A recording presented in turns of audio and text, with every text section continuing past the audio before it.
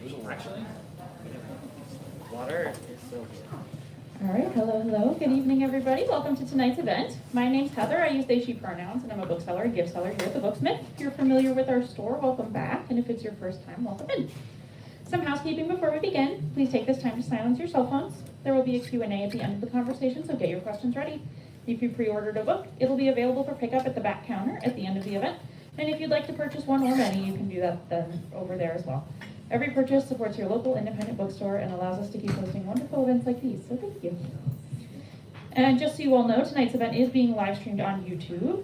The iPad is right there. We try to keep audience members out of the frame as a rule, but if you don't want to be in the live stream, just don't walk in front of it and you'll be okay. Tonight we are here to celebrate the release of Crawl with author Max Delsohn and moderator Maria Marchinkoski.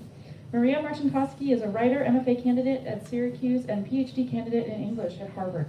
Her fiction has appeared in N+1, Joyland, Washington Square Review, Quarterly West, Kenyon Review, and elsewhere. Her work has also appeared in Harvard Review, where she worked as assistant editor. In 2022, she was a recipient of a Mass Cultural Council Fiction and Creative Nonfiction Fellowship. She is currently writing a novel about impersonation, obsession, and the lives of trans women in Boston. Thank you so much for being here tonight. And of course, our author this evening is Max Delsohn. Max is a writer whose work appears in McSweeney's Quarterly Concern, Vice, Joyland, The Rumpus, and Triangle House, among other places. His writing has also been featured in Critical Hits, Writers Playing Video Games, edited by Carmen Maria Machado and J. Robert Lennon. He's received fellowships and residencies from the Constance Saltonstall Foundation for the Arts, Hugo House, and the Mineral School. He earned an MFA from Syracuse University and also used to work as a stand-up comedian. He grew up in Thousand Oaks, California, spent 10 years in Seattle, Washington, and now lives in LA. Tonight we're here to celebrate the release of his darkly comic, introspective debut short story collection, Crawl.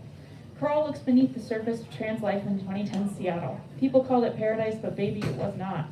What do you do when starting testosterone unlocks a newfound desire for men? How do you respond when your boss's boss asks if you've had the surgery and then requests you to talk to her niece out of transitioning?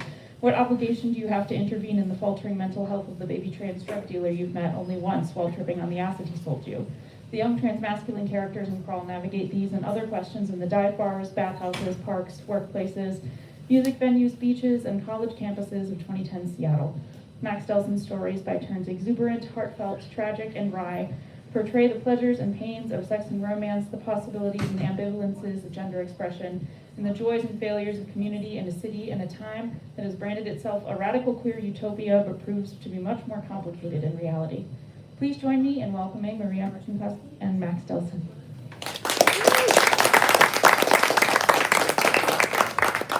Oh, yeah. Okay, it's on. Thank you so much, Heather. Now it's on. Okay, great. Hi, everybody. Thank you so much for being here. So many faces that I recognize and I'm happy to see, and so many new faces. I am just going to read the first. Yeah, how should I sit? Okay. You can also just hold the mic if you want to. You can take it off the stand. Whatever you want. I'll take it off the stand. Okay. I famously did stand up in another life. The main thing is holding. But I've been. I know how to behave with a microphone. It's healthy to keep this stand up. Yeah, that's definitely what this event is stand-up comedy. Okay. I'm going to read a story, the first couple sections of a story just from the beginning, so you don't need any context, called Don't Be Boring. The first time I saw Isaac, he was playing Dorian in an adaptation of The Picture of Dorian Gray. Our college put it on for their big fall production. At first I thought he was a professional actor. I didn't realize until I read the playbill that he was a student like me. The guys cast as Basil and Lord Henry, two straight seniors who shouted their way through their scenes as if to drown out their subtext, only made Isaac look more talented, more self-assured and beautiful. He beamed beneath the spotlights as one of the straight boys yelled, "The world is changed because you are made of ivory and gold." I had not noticed the beauty of a man's face before. I was a lesbian then and would be a while longer. But it didn't have to be sexual for the promise of Isaac's beauty to consume me. He gestured toward a world I hadn't known existed, hadn't even dared to imagine for myself. A world of smart, elegant gay people where I might at last be valued, where I might thrive. My life before Seattle is not worth talking about. It was horrific and mundane in the way only childhood trauma can be. Isaac seemed to have endured a similar childhood because he never talked about his either. Perhaps that is what drew me to him too, as we got to know each other.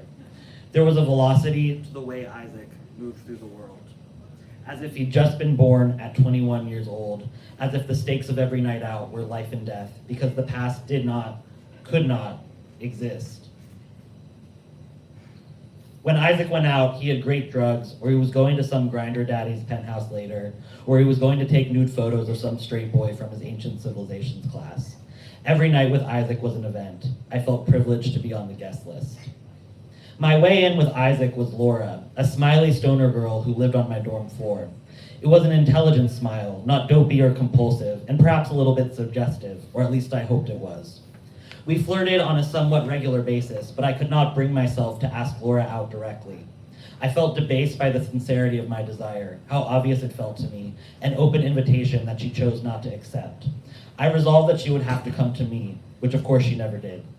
Her childhood had been traumatic too, but not typical. Her mother was the type of Christian woman who sometimes spoke in tongues when the Holy Spirit moved her, and Laura seemed to revel in the grotesqueness of this performance. Early in our first year, over coffee at the campus cafe, she'd shown me a video of her mother writhing and chanting in front of a priest and congregation.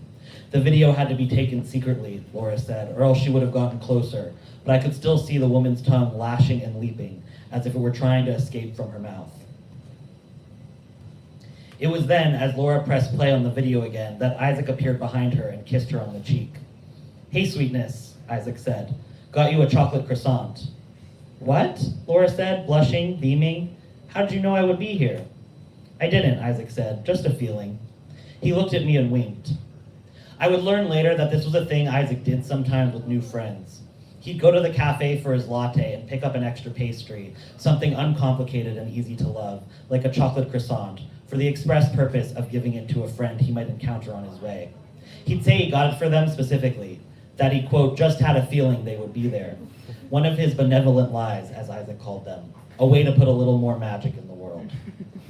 "You're psychic," Laura said, biting into the croissant, delighted, baffled. "Thank you." "I prefer visionary," Isaac said. He turned to me. "And who is this little hobbit?" I told him my name, which is not my name anymore. I watched him size me up. I was small, yes, and frizzy-haired, brittle, acne-scarred, and asymmetrically featured. Isaac was an Adonis, toweringly tall with thick, curly blonde hair down his back, gooey brown eyes, and a wiry dancer's frame. He always wore black, a plain black t-shirt, black jeans, black Converse, plus a modest black leather purse slung over one shoulder. "Isaac," he said, then smirking, "Sure." I didn't know what he meant by that afterthought, sure. I asked him after a few months when we were drunk, and he said he didn't remember. Why would he say sure like that? I told him it seemed as if he had said it to himself, more to himself than to me. And he had said that's ridiculous. He never understood why people talk to themselves. Why talk when no one's listening? I asked Isaac what his major was, and he did not respond. "Going to class?" Laura asked, also ignoring me. "Technically," Isaac said. He huffed and then added, "Enjoy the croissant, cutie," and left. Laura and I started to talk again about speaking in tongues, but Isaac darted back over and said, "What are you two doing later?" Laura said she'd bought a new bubbler and would bring it to Cal Anderson Park if either of us wanted to come. Isaac said he'd see her there. "That's Isaac, he's a sophomore. We have ancient civ together," Laura said. "I want to be his friend so bad," I blurted out. "Did you see him in the picture of Dorian Gray?" She laughed. "He tends to have that effect on people. Come smoke with us tonight." It all came out fairly quickly once we were in the park and smoking, and I, emboldened by the almost psychedelic sativa Laura always had back then, started joking about my English professor and my hatred of Ryan Murphy and my awful acne scars, that Isaac admitted he had not been enthused by his first impression of me that afternoon, that I, quote, seemed kind of dull or slow, but now that I was talking, now that I was really going, he saw what Laura saw in me. "You're funny," Isaac said, eyes shining in the late September sun. "Like actually funny. And I'm a sucker for a clown." I decided to become a ruthless elitist. I decided that would be my thing, to get bored quickly in conversation. I soon learned that if I were brave enough to telegraph when I was bored, it hurt the boring people's feelings, which made me seem exclusive, discerning, someone you had to impress. It was something I borrowed from Isaac. He'd let me in on his secret after an especially good joke I made to him about one of the campus cafe's lesbian employees, about her, quote, tragic Rosie O'Donnell haircut. I wasn't always this pretty, Isaac assured me, so I learned how to take control in a conversation. It's important to have a strategy for getting what you want out of it. What do I want? I asked. You want what I want, Isaac said, tucking a strand of my hair, long then, behind my ear. You want the stuff that lights up your brain. And you don't want plebeians wasting your precious time. As Fran would say, the opposite of talking isn't listening, it's waiting. He meant Fran Lebowitz, who I hadn't heard of until Isaac introduced me to her. He lent me 2 of her books, Metropolitan Life and Social Studies. He lent me Giovanni's Room. He lent me Nausea because I was telling him and Laura about some horrible conversation I'd had at a party with some straight boy who was hitting on me, the only person on earth who could not see I was a lesbian. Isaac fake gagged for my benefit, then told me about this one line from the novel. And suddenly there it is, the nausea. This became a shorthand for us in group settings that threatened to underwhelm, a code we used to set the stage for an improvised reason to flee. If we heard the other person say, there it is, it meant we were in danger of terrible boredom, and we found a way to leave. My new social strategy worked. I got funnier.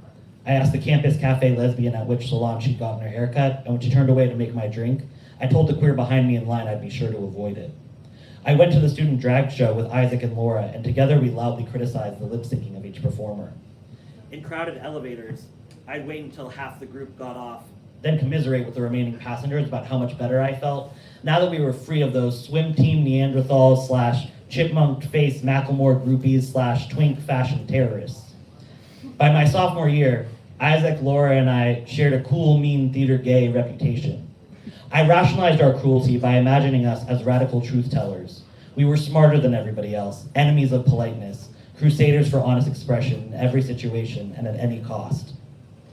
Laura had started dating Randall, who was like me in a lot of ways. His name wasn't Randall then, just as my name wasn't the name I have now. Back then, we both had long hair and wore hats and somehow fucked a lot of girls.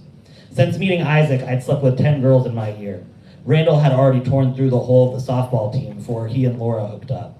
That alone was enough to pit me against Randall, but then, in one of his and Laura's off periods, I got the nerve to ask out a girl from my playwriting class, only to find out she wasn't interested in me because she was pursuing Randall. He'd grown up in some ultra-conservative Catholic community in New Mexico and had clearly suffered from it, but he claimed to still believe in God. He had that uppity, I'm gay but I still have faith agenda around which I could never relax.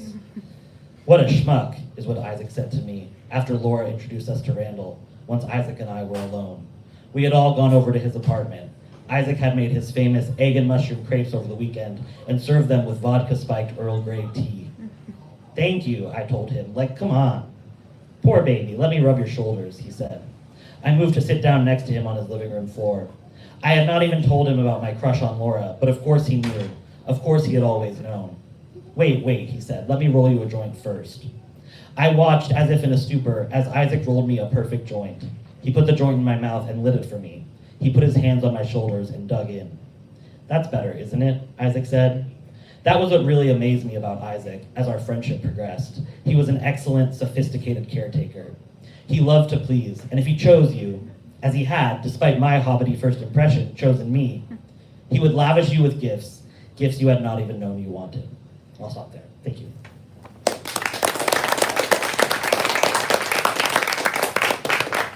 Hi, thank you all for coming. It's so exciting to do an event here. And also it's just so incredibly edifying to have not just like, a fiery new collection from Grey Wolf out, but also to have, a great new collection in the kind of like burgeoning and, contentious field of trans literature. So it's so cool to talk about this collection with you. I think if like there's anything people know about this collection who haven't read it yet, is that it's about trans men, and it's about Seattle. And so my first question was, how do you find the universal, like in the particularity of Seattle and of like, transmasculine life, and like what does like life in Seattle have to tell us about like life in the country more broadly? Yeah, totally. It's something that I think when I first started writing about Seattle, I didn't totally know at first like if it would be like interesting to people outside of Seattle. But I think as I continued to write, and especially write into like my feelings of like disappointment with the city, and feeling like sort of let down, because when I got to Seattle, I was 18, it was 2011, and I kind of I was like from the suburbs, like I had gone to like a conservative, like Catholic school, and like I kind of thought Seattle was gonna be, like going to the city in this like queer liberal utopia, that it was gonna make all my like gayest dreams come true. And then slowly kind of becoming disillusioned with that. I think that in general is a really sort of experience that I've talked to a lot of, like queer and trans people that like go to the city and are like, oh, my life is gonna be like this once I get there. And then that's not necessarily what happens. I think the other side of it is, during 2011 to 2020, which is when I was in Seattle and is when the stories in the collection take place, there was a really especially sort of aggressive, rapid gentrification happening. I think Amazon got to Seattle like in like a really, like there were always like tech things happening, but like 2013 was when like Amazon HQ was like, we're gonna just like take over downtown in Seattle. And so, this influx of tech people and like, kind of the gentrification that happened, the pushing out of lower income people like all across Seattle really changed the way that queer communities kind of like functioned, like all of these things, trickle down into the social dynamics and the culture of queer communities themselves. And I think unfortunately, that kind of pattern is something you see in a lot of cities where there are all these kind of like queer havens, where it's like, oh, like this is gonna be the place where I can really like be my total like liberated self.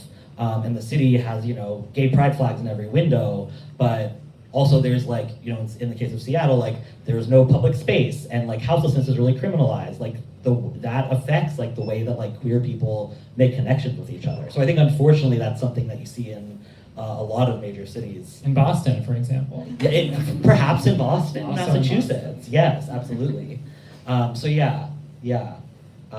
I hope that, it's something that I'm sad to have in common with a lot of other queers and trans people in cities, but I do think that it's part of like what resonates with people outside Seattle. Well, I'm like interested in that like topic, like optimism and pessimism, because and I'm glad you said like the words queer utopia, because I actually had that in my notes.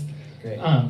Because I feel like there's this really, I don't know, I guess I was wondering if you could kind of talk a little bit about like the politics of like gay optimism, trans optimism, because I feel like that my impression of the collection, like reading like The Bubble, but also like Moon Over Denny Blaine, where there's like a little bit more maybe an acceptance of, or maybe like a flirtation with like queer utopia. Mm-hmm. I wonder how you kind of came down on the question and how you maybe see it now. Yeah, I mean, it's been interesting because like some people, and I wouldn't say this is like wrong per se, but some people have been like, this book is like a love letter to Seattle. And I would say it's like more like half like a love letter to Seattle, and if we're gonna use the letter framework, like a letter to the editor. Like, I feel like it's more like, when I was writing the book, like, those two stories that you mentioned, The Bubble and Moon Over Denny Blaine. Denny Blaine is a real queer trans nude beach in Seattle, which was certainly for me like the best of the city and the best of like queer and trans community. And that story really does have like, I felt like it was right to kind of like pay homage to like, the places where I did feel like liberated. And so many of my like, especially like trans friends there really felt like they could kind of like feel like this thing of like, oh, we're all here together and we're all like having a nice time. But I think a lot of what's in this collection is actually more about like, a lot of like there's so many like trans books that I think are more focused on like relationships between like trans people, or like a T for T kind of like a separatist kind of thing.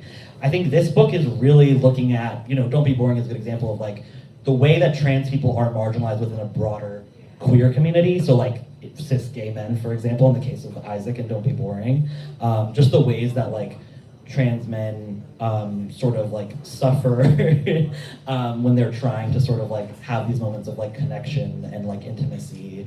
And so, yeah, and I think like those things, like I think they kind of represent like a broader frustration with the city, like where it's like, Seattle has so many like gay bars, but then you go into those gay bars and like queer like women and like trans people of like all genders are like kind of treated like shit. And it's like, okay, so I think ultimately I kind of saw like the conflicts that happen between like trans men and like other cis queers sort of broadly as like representative of like something like structural that is often happening in Seattle. And that's like, I don't know that the collection is necessarily saying that there's like, I think it's more like there are moments where that like utopic kind of like community like flashes, but I think mostly the collection is like, this is bad.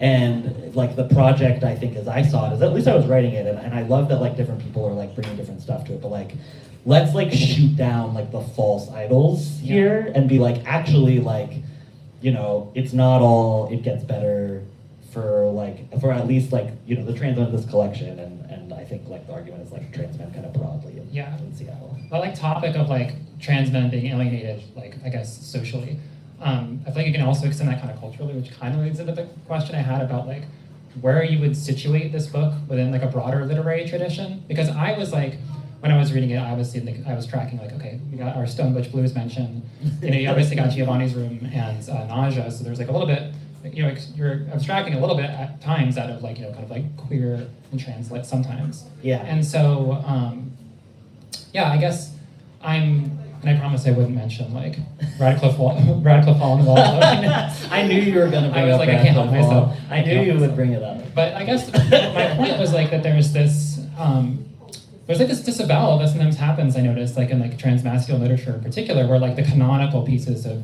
the canonical novels of like transmasculine literature are also kind of disavowed as actually being like lesbian literature, for example. Yeah. So, I mean, who are your interlocutors? How do you situate this in a broader literary tradition? Like, who are the people who maybe like not just inspired you to write, but where do you want to see this collection situated alongside? Yeah, thank you so much for that question. Yeah, it's really interesting. I mean, Stone Butch Blues is like, it's so interesting because it feels like kind of the book that like does, and like, quite literally like a copy of Stone Butch Blues plays like a role in the plot of one of the stories and is a way that like two different like transmasculine characters connect with each other. And that was very much how Stone Butch Blues operated for me. Like it was very like, have you read this? You need to read this. But that is like it's like, yes, it is like trans masculine in a way, but like the whole, like the gender stuff that's happening in Stone Butch Blues is actually like much more complicated and it can't be squarely mapped. And like something like Radcliffe Hall, like it's like, that's not like trans men in the same way. And I think like, so much of like kind of in terms of like contemporary trans literature, like really I was pulling from like trans women that are like doing, like that's like much squarely more what I was pulling from, like, Troy Peters, Casey Plett, Imogen Binney. But I don't necessarily, I think, and that's like what was exciting and like urgent to me was like, there aren't a lot of like these kinds of books that are like written like by and for and about trans men. There's some really exciting like literature by trans men being produced, but not quite as squarely in like the like realism kind of, and I think like kind of like almost like in the, I hesitate to use the term, like bad representation type of stuff, where it's like, okay, we're kind of moving away from like, okay, like, trans people as like super magical or as like the perfect victims or whatever. And then also just like, I was like, am I gonna bring up realism? I guess I am. Yes, but I'm just like, I read a bunch of like classics of like realism while I was like editing the book, like while I was really like working with my editor to just like, so I like was reading like, I read Middlemarch for like the first time, and what was the other one? But a little bit before that I read Madame Bovary and stuff, and I was just like, what is like happening? Is that when you read Lady Chatterley's Lover? Yes, that was the other one I was thinking of. I got you. Which fucking bangs. It bangs. I was like, whoa. Also, I mean, pivot, but like great sex writing. Literally, yes. And it was so like affirmed because it's like this is the tradition, but it's also like so much like that book is so much like, in like Lady Chatterley's brain where she's just like, I'm just so fucking bored and depressed, and it's like so much of like life, like my life is so boring and depressing, and it's just like, and like but putting language to like all these like I think that's where I really got excited about. And we like both love like Henry James, and it's like this like thing of like putting like consciousness on the page. Like I think that's what's like something that feels really special to me about like the kind of realism I love, and like I think what feels really exciting about something like Nevada, where it's like, oh, you're just like in like Maria, this trans woman's head, and you're just like, and it's just like this totally like unfiltered access, and I just like that's what I felt like I really wanted and like needed for myself as like a reader. Like I was just like, I want like trans masculine consciousness like on the page. I like need a way to like think about transition, but also like the fact that like my sexuality is changing because of like starting hormones, like being more into men, and like, you know, how do I like sort of negotiate like when I'm like, okay, now I'm passing and some people know I'm trans and some people don't, like how do I want to like, you know, make decisions around who I come out to, like all these things I like needed like literature to think through, because that's so often how I thought through other things in my life. So that's like why I like, so, you know, that was like kind of the stakes of the collection was like, I hope that I can like sort of depict like this very particular kind of like consciousness. Yeah. No, it's great. Like I actually was thinking a lot about Casey Platt's Safe Girl to Love while reading this, because that collection is like depicts like so many different kinds of trans women, like pre-transition trans women who are like older, et cetera, and like gay trans women, straight trans women, and all different kind of parts of their lives. And I was reminded of that same kind of, I guess, concern for like, you know, broader transmasculine life in Crawl. And what I also thought was really interesting about Crawl is that almost all these stories are narrated, most of them. And so I was, and you might have partially already answered this question, but I would love if you could say a little bit more about like how you kind of approach narration just throughout the whole project. Because it seems important that this is narrated, actually. Yeah, I mean, so I like, like the stories, there's like a good chunk of them that are first person narration, and that's a lot of fun. I mean, like what I read from the Bubble, or not the Bubble, sorry, Don't Be Boring. A lot of D's and B's. Denny Blaine, Bubble, Don't Be Boring. But yeah, so that, and it's just like, you know, I like cut my teeth, as it were, in like creative nonfiction world. So I love like a voicey moment. But I think like really, just like I did a lot of like really close third person in this too, which has been interesting because like one of my like other conversation partners was like, this entire book is in first person, and I was like, actually it's not. It actually has some third person in there, but you almost don't feel it. It's like that, like what like our beloved professor George Saunders in the Syracuse MFA would call like ventriloquist like third person, basically, where it's like you're so close and it's like you're really in the person's head, but it is third person. And it felt really important and exciting to me to like have like, and that's I like what's exciting about Nevada too, because isn't that the same, where it's like the third person really close, because it's like when do you get to like have like, oh my gosh, I've never said this and I'm like hesitant to say it now, but you know that, you know, like in a video game when it's like first person shooter versus third person, I'm like so rarely when it's like you don't like get to see, like you don't get to like think, how rarely do you get to like see a trans person like in like media just like walking around, like it feels like a like way that you're like looking like sort of on the story, where it's like, okay, you're like seeing a trans guy like go around and like do his life, but you're still getting the consciousness, but it's like, it's another way of just like putting like trans characters like into your brain in a way that I think is like not represented very often. So yeah, I appreciate that question, because it's like a hard, it's like a subtle thing, but like writers, I'm like, you know. Well, what I like about it is also like when you do use the third person, there's that moment in the Geeks, which not to spoil anything, but like we're using the third person indefinite, where it's like one can, one could, and at a certain point it dawned on me in the middle of like that section where I was like, no, this is like literally happening. This is not a kind of conditional case. And I was like, that's so, like the style was so cool, and I was like, have I seen that done before? I don't know. There's it's fully just like several pages where it's like, the narration is like one does this and then one does that, and honestly my editor was like, I want this to work. I'm not sure if it's going to, but then we made it work. So read the book, buy the book, and you can see some pyrotechnics there. That mostly. Thank you, Yuka, if you ever watch this. We talked about Lady Chatterley's lover, sex writing.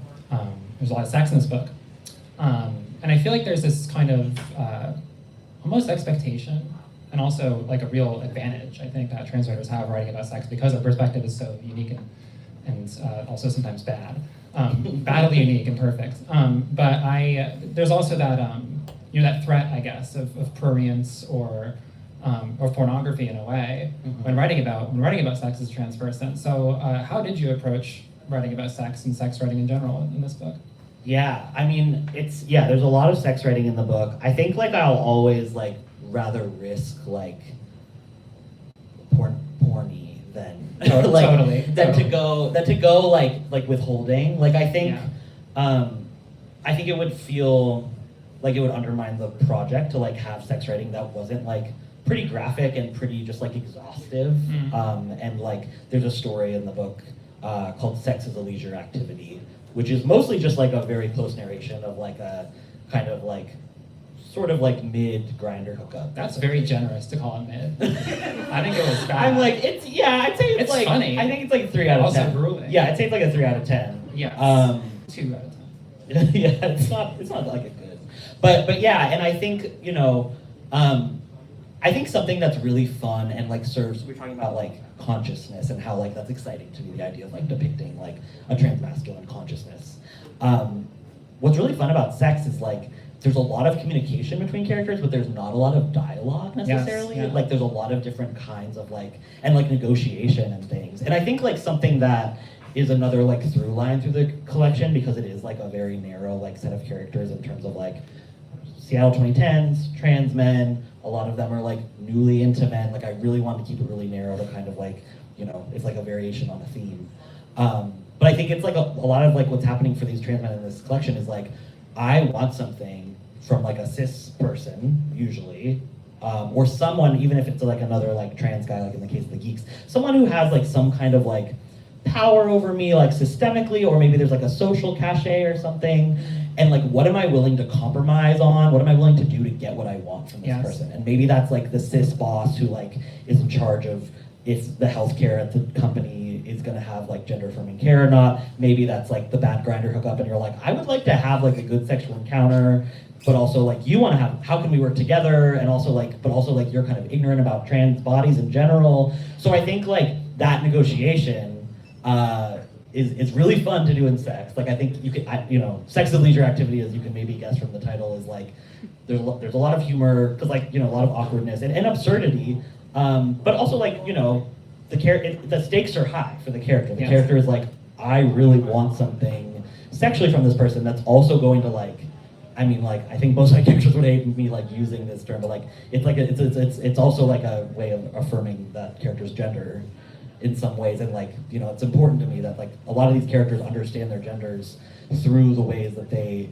like behave and interact like with people like sexually too. So yeah, it was important to me to kind of have that be part of what's going on in the sex writing, if that makes sense. No, that makes total sense. And I feel like conceptually speaking, like there's this like really cool thing you do with like desire, right? Where I think we're always thinking of desire as kind of like a sexual kind of like emotion or kind of like faculty. And here I think I guess this isn't even a question, I'm just saying this. But no, there's like this beautiful kind of like parallel of like kind of like sexual desire with like desire of like a transsexual body to have, you know, one's body reflect oneself or one's feelings about oneself. Totally. Yeah, I really enjoy that. Thank you. I have a question here. It just says memoir question. So I guess if I had to actually build out that question, is like, because you know I think if you are a trans writer, I think there's we're always this like very embattled relationship to memoir. So what is your relationship to memoir, to autofiction, to writing for or sort of against oneself? Yeah, totally. I mean, I started out like pursuing creative nonfiction.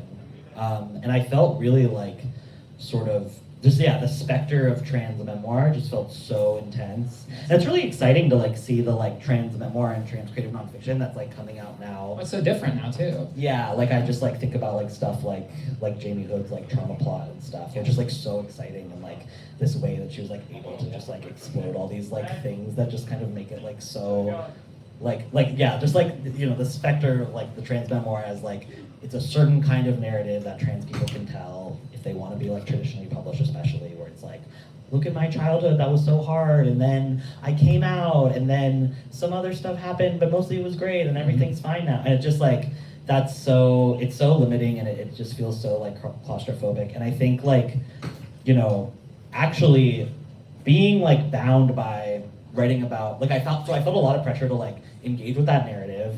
I like couldn't really figure out a way in creative nonfiction to like get out of that very often. And then I think also like I really wanted to like, when you're hemmed in by like the actual facts of like what happened in your life, like it actually keeps you from like at least I found for my own self, like it kept me from telling the stories I wanted to tell, which were very much like a lot of the things in this collection are like, you know, pulled from my life in various ways, but they're also like sort of like particular sort of like kinds of like almost like little moments between people that are just like maybe you can't build a, like you build a story around it. Yeah. Which like I found it easier to do with fiction than if I had to be like, well, okay, this was like what was actually happening, you know, those kinds of things. So I just like, you know, oftentimes it's like as you're writing, I feel like it's like I'd be curious if like you find this too, but I'll just like if I'm like writing about something that like sort of happened to me or whatever, I'll like just without thinking like put in like what really happened, like I'll put in some detail, and then usually I take those details out because they're kind of like crutches or something, and usually it like makes more sense to like think more about like what you've put in the story and what could actually go there, but yeah. I always find myself just trying to like sharpen, like embellish and make it the best version, like the most entertaining or interesting version of itself. Right, and that's like, it's hard to do that with what actually happens sometimes. Yeah, because life is disappointing. So true. It's difficult. Life is so boring. Don't be boring. But don't be boring. I'm so sorry for that. It was too easy. And like contracting you into like making you effective. Well, yes, I have to. I'm not the comedian. I'm like, what am I gonna do? I have to play ball. Sure, I have another question that makes some kind of sense here. I was interested in what you were saying about memoir, because I'm probably generalizing too much here, but I had this feeling, I guess, as a reader, that like, you know, after like something like Redefining Realness, I feel like people kind of stopped writing memoir up until like the last few years, and now there's like Trauma Plot by Jamie Hood, there's like Lucy Son's memoir, you know, so there's like this more like literary turn toward like memoir in this field. And so I feel like it's almost like, you know, you're punching down to say like, you know, I don't like memoir, and you know, in fiction, if you're a trans writer. But I was curious, like, are there genres or maybe just more sort of broader concepts that you do feel yourself like running against and sort of distinguishing yourself against? Yeah, that's a good question. I mean, I do think that there's just like, there's so many tropes that like, I think like, I don't know. Like, I guess we talked about like the trans memoir stuff where it just feels like, you know, it was really important to me not to explain things like about like being trans in this book. And I think like, and you see it in like, you know, like there's like moments in Nevada where like she does like explain some stuff. Absolutely. And it was like, you know, and that book came out. A lot of the fiction does actually. Yeah, like it actually, and like for sure, there's like little moments where like I'm explaining things, I'm sure, but I something that I felt like especially conscious of, and it's been funny to like hear from like some cis readers who, I mean, mostly like love it. I think there was like I had some anxiety of being like, are they gonna like let me do this? Are they gonna like let me publish a book where I'm like, I'm not gonna explain like what like F to M means and like why some people use it and some people don't, you know, like I'm not gonna break that down. I think also like something else, which is like not necessarily as related, is like I don't really like, I just like drop a bunch of references to a bunch of Seattle places, and I kind of like don't explain what any of them are. Like as I was reading it, I was like, but then it was like, honestly, I was like going back and reading all these like classic novels, and they do the same shit. Exactly. I'm like, it's fine. Like there's so much stuff in Middle March. It's like, Balzac. What the fuck are you talking about? It's been done. Literally, and I'm like, but it's just like texture, and it's like, okay, like especially like readers in 2025, like people can look it up if they want, but also like if they don't, like just have your own experience with it. Like it's like, I think it feels like exciting. Like I think also like something that's like so important to me is like, this is kind of like tangenty now, but I feel like sometimes it's like, it's so frustrating when you're like reading a book and you're like, I feel like this writer like doesn't like respect the reader's intelligence. Like I'm like, I like feeling a little bit like, okay, like this person's not gonna explain shit to me. Like the writer like trusts that like I'm just like along for the ride and I'm willing to like be here for like the things that I like about the writing, and like, you know, there's like a gesturing to a world that like, yeah, you know, like you know, at least for me writing in like 2020s, it's like everybody has the internet, they can Google Beth Diner, they can find out that it's not there anymore, that it was like a huge loss to the community, and that it was open all night, and that's like why all the characters are like, let's do coke there at 4 a.m. or whatever. Spoiler. So yeah, so I don't know. I think there's like a lot of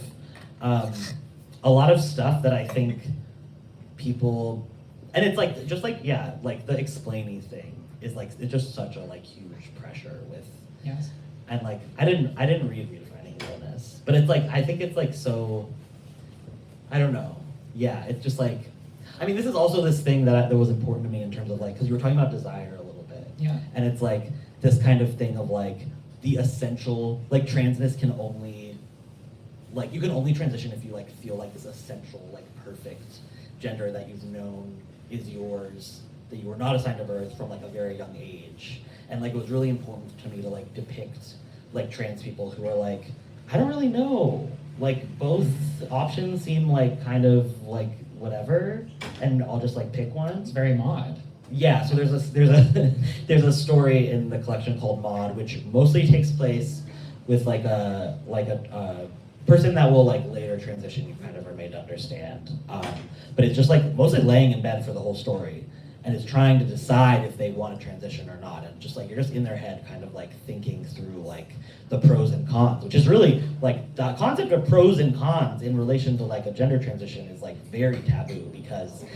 It's very similar to like, it is, it's like the Born This Way narrative, where it's like, it feels, that was like a tactic that like, you know, the broader queer community has used to be like, don't take away our rights, like we can't help it, you know? But like, you know, I think what's like really exciting about like, you know, like I'm like a big like simp for Andrea Longchu, and like why Unliking Women was so exciting was it was like, actually, we don't have to do this. Like we can, like some of us, like myself and many of the characters in this book, like we actually just decided that like being a guy, being like a trans person, being a trans guy was like objectively like better. Yeah, advocating for desire. Yeah. But this book advocates for desire in such a cool way. Yeah, and I've been bringing this book up. There's this like academic who wrote this book, which is like generally about straight people, but it's called The Tragedy of Heterosexuality. Okay. And the whole book is just It's the whole book is just like being like straight is like objectively worse than being gay. And that is how I like feel about Interesting. that. Is like a hot take. Well, that's queer utopia right there. I'm like, I do feel like being trans is objectively better, and I'm like, I'm like my life is better, but I just like think it's like a better option. Like if one were to speak objectively about it. I mean, what an excellent note. It's like, well, of course, correct. I'm Period. like, you can't argue. I have the microphone, so I know. even if you want to argue, I guess we can argue, but yeah. no. I will always agree with you. So, I guess one of the final few questions I have is like, where do you see? And I feel like this is maybe unfair asking this on a debut, but like, where do you see the future of the field going? What would you like to see trans fiction do? What kinds of books would you like to see out there?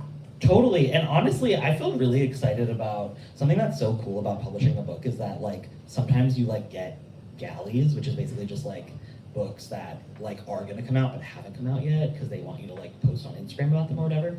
So I'm like really excited about like two like trans guy books that are coming out. Jordy Rosenberg's new book, Night Fawn, which is like written from like the perspective of like an like aging like Jewish mother who's like super transphobic and is kind of like reflecting on her life, including like her like transgender son. Like I just think that is like so exciting because it's like, and there's like an excerpt in the Paris Review, so I've like, you know, read a little bit of it, and it's just like, oh my gosh, like this woman is just like saying the most like transphobic stuff that it's like for sure like these are what like transphobic parents say sometimes, and it's like, but it's also just like such a really interesting like sort of like a really like, it seems like, you know, from what I read, like a very compassionate sort of like look into this person's psyche, like really just like going there with it. Like I think it's just like, you know, Patrick Cottrell's new book I'm really excited about too. Like I just think there's like so much stuff where it's like there was so much pressure from like traditional publishing and like just like being in like a transphobic society in general, where it's like if you tell certain kinds of stories, they're going to use it against us, which like they totally will. Like that's absolutely. But like the flip side of that is like you have to compromise like the kinds of stories you tell, the way you tell the story, and so I think like that's why I think like it was like, you know, when Andrea Longchu published Unliking Women, when Detransition Baby came out, like it was just like these moments where it was like Nevada, like it's just like, oh my gosh, like this is what it's really like. This is what it's like when you're not having to like filter and pander. And that's what's like really like so exciting, just like that joy of recognition. So I think like, I feel like really excited. I feel like there's been so many books this year that are just like really, really like bold in that way and are just like, I'm just gonna like say like what it's actually like to like be a trans person. through all these different like lenses and genres and stuff. So I feel really optimistic about it. I think all the signs point to a lot of fun reading in the coming years. Absolutely, that's great. Yeah. How are we doing on time? 7:49. Probably time to Do do. questions. If anybody has audience questions. If you have a question, raise your hand. I can bring you the mic. Oh wow. Okay. I guess you will get the mic. So you could argue with me about if being So- trans is so- objectively better than being cis. I think someone will do it. Someone's gonna argue it. Someone's gonna argue.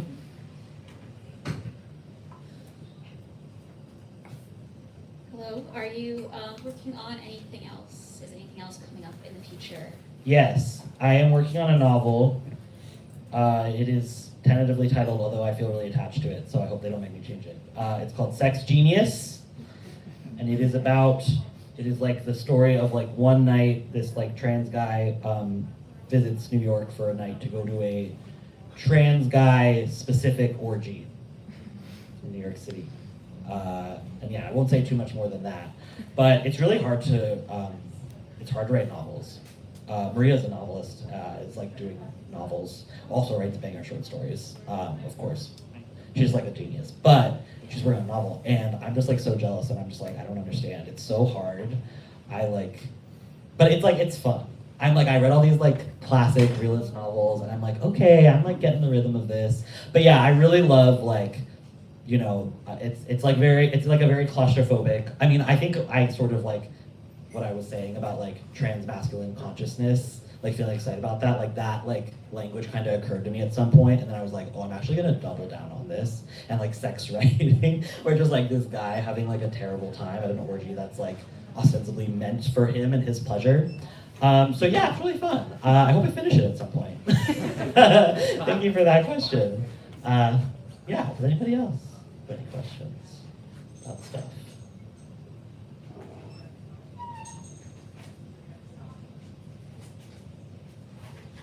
But that's cool too. If you don't, I have one. Okay, great. One of my favorite questions to ask people, what was your process choosing names for characters? Oh my gosh, it's so fun to choose names for trans guy characters. Because it's super loaded. Because Yeah. it's like, I used to have a stand-up bit about this that I'm not gonna say because I can stop myself and I will stop myself. But yeah, I mean, the thing that you have to think about with trans guy characters is like they're choosing their own name. So it's like double loaded, like it has double meaning. So it's really important to me. There are no Aidens. But there are some like very classic trans guy names, I feel. There's a Milo in there. And some others that you might anticipate.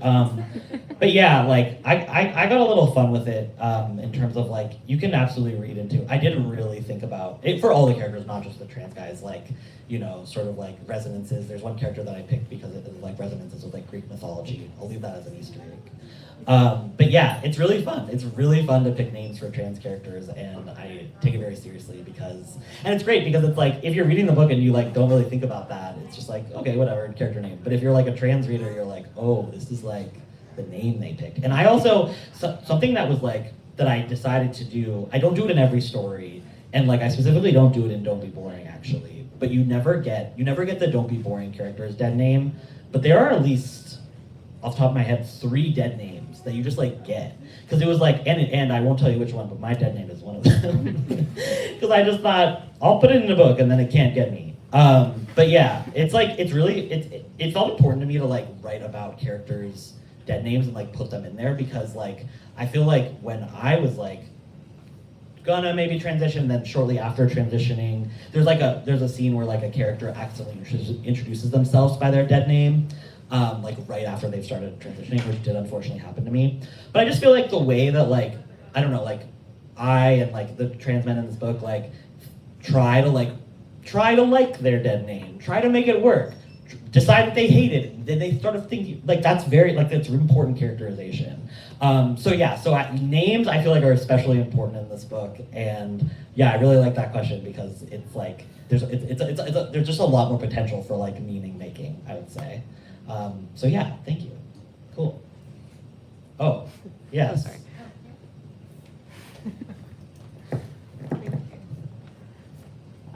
I'm just wondering how you're feeling having the book be read post-release. Yeah.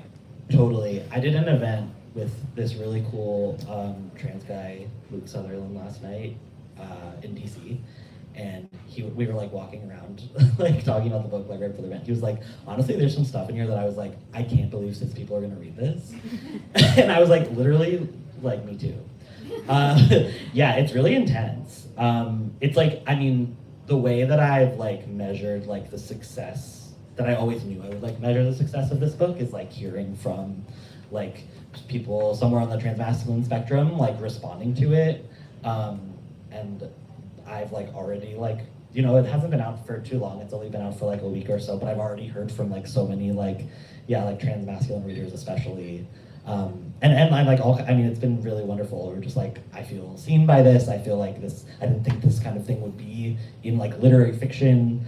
So that's like really exciting. And it's heavy too, because it's like the weight of that, you know, where it's like, oh, this is like a kind of, you know, not to use the like R representation word, but it is like, yeah, it's like, you know, that's like, the stakes feel very high.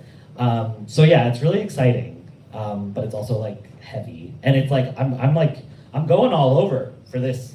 My publisher graciously gave me a little bit of money, so I'm like, this is like a 13-stop tour. So I'm meeting a bunch of people, and I'm going all over. I'd never been to Boston before, and I was just like, yeah, it's been really exciting. You know, this is a traditionally published short story collection, and every character is trans men, so it's very surreal and very exciting. And the problems have all been good problems. Yeah, thank you.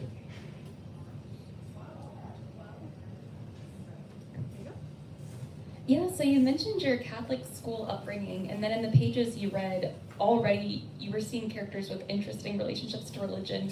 Is religion something you also kind of explore in this, and what were you interested in exploring?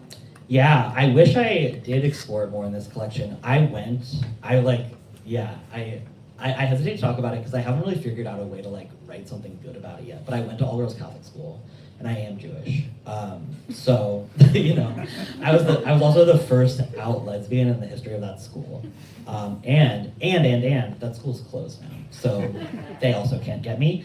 So I have a very particular relationship with like Christianity, that I like, even now I think I'm still trying to like parse out. And it's like something that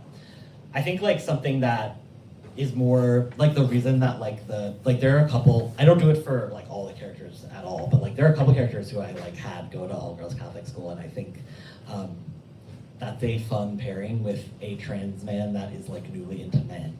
Because like for me it wasn't like, you know, all-girls Catholic school, it was like, okay, I was like a teenage lesbian. It was like I had no reason to talk to like the boys of the public. Like I was like, they're the enemy, you know? So yeah, so I feel like, you know, but honestly, I mean, I think one thing that there is a lot of in this book is drug use. And I think like the characters try to access something of the sublime and like a sort of spirituality through psychedelics mostly.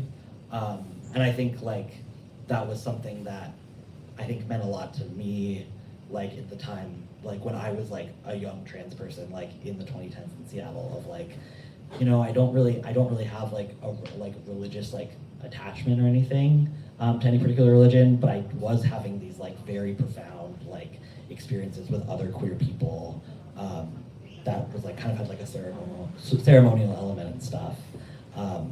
So yeah, so there's but I hope that someday I find a good way to write about the all-girls Catholic school and think a little bit more deeply about, because we had to go to mass once a month, and we had little uniforms, and we did have plaid skirts. So definitely something that should be mined later, I think. Any other questions before we wrap? Great. Thank you so much, everybody. Another round of applause.